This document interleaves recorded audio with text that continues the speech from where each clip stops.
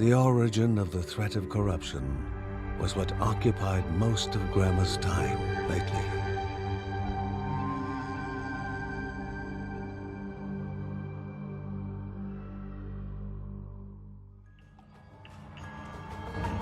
When pressed, Mountain God was the only answer Grandma gave.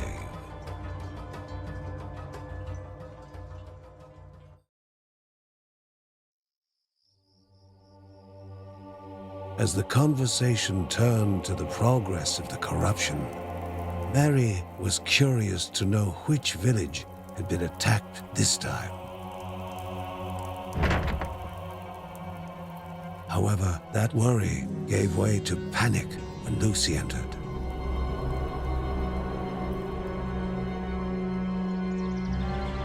Poor beasts, all slaughtered. Maybe something had infected them. The corruption was on their doorstep now.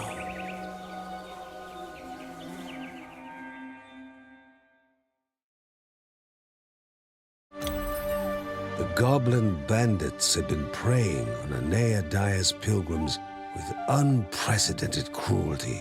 Removing the evil would help those who had taken refuge in the caves.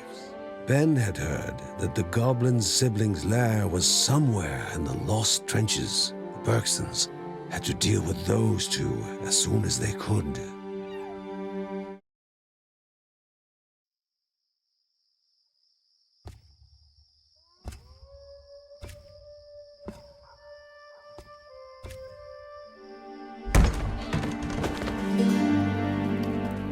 While painful for a mother to see her son in sickness, was still better than missing him for so long. Mary knew that she would make caring for Mark her mission.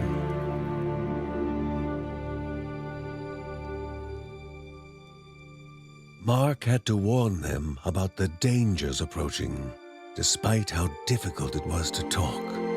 He started naming the villages that were evacuated, or worse, taken over by the corruption, but soon succumbed to fatigue and fell asleep.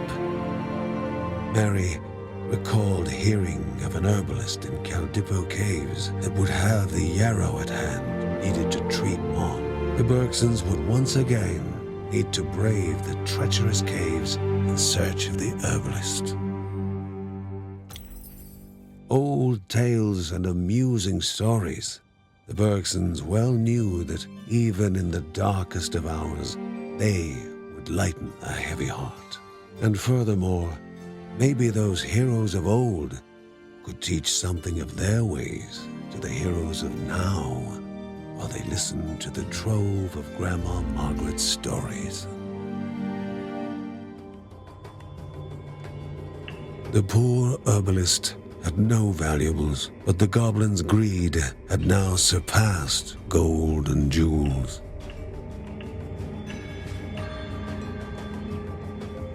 Shedding tears for the dead man would serve no one now. The herbs needed to be delivered to Mary.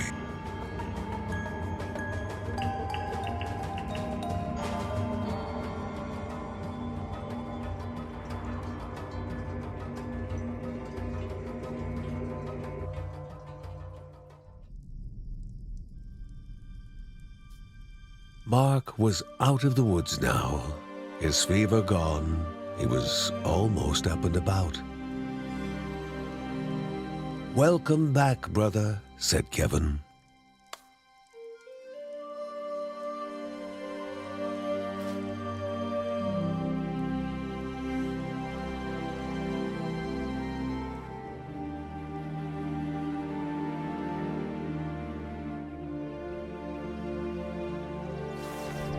He had avoided conflict over the years, living in harmony with nature, but as Uncle Ben was fond of saying, a Bergson would forget how to walk before they forget how to fight.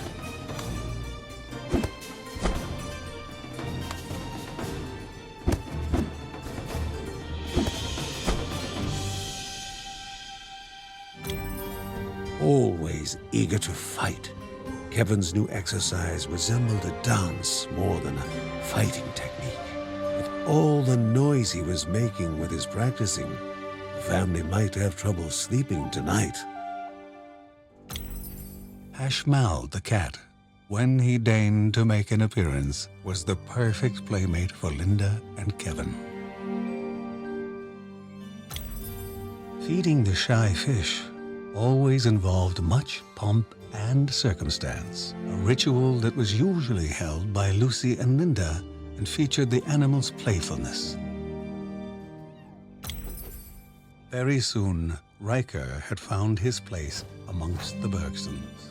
His best friend was Lucy, and she knew all his favorite games.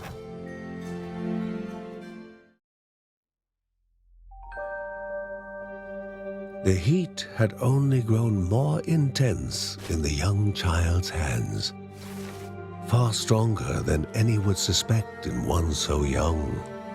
Her training could no longer be just a pastime, for fire was a dangerous friend.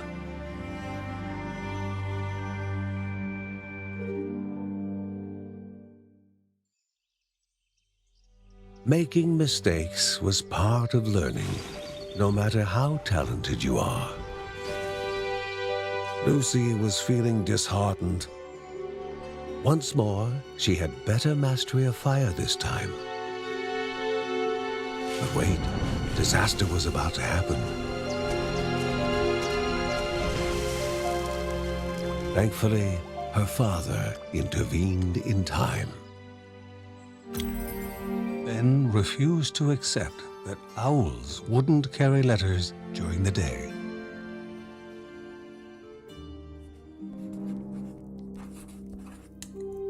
I need your help, Sheila.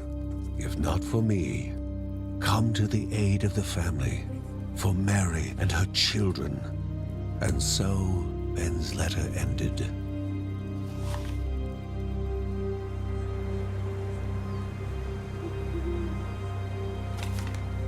His doubts showing, he contemplated his relationship with the warrior, the emotional and single-minded Sheila. Why had they ended? The question still unanswered.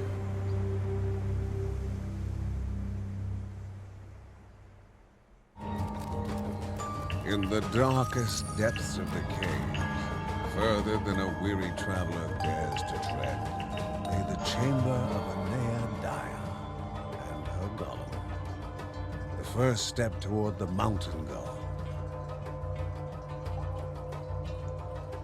The creature that now threatened the hero was a crudely focused inferno of hatred and malice.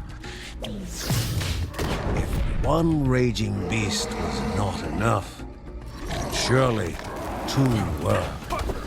Letting out a final rasping breath, the second beast became motionless. The poor creatures, twisted by the corruption, were finally able to rest. A path to be cleared of the corruption, and the jewel of life to be restored, the realm of Anea Daya, mother of beasts and the goddess of waters. Before embarking for the spirit halls, however, the family must be informed of the newly opened passage.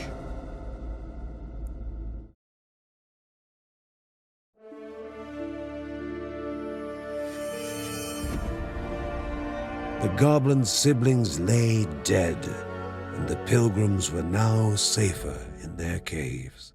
But the last step remained to be taken. The warriors knew only that somewhere in the expanse of the caves was the ancient halls of the spirit who would reveal new truths to them.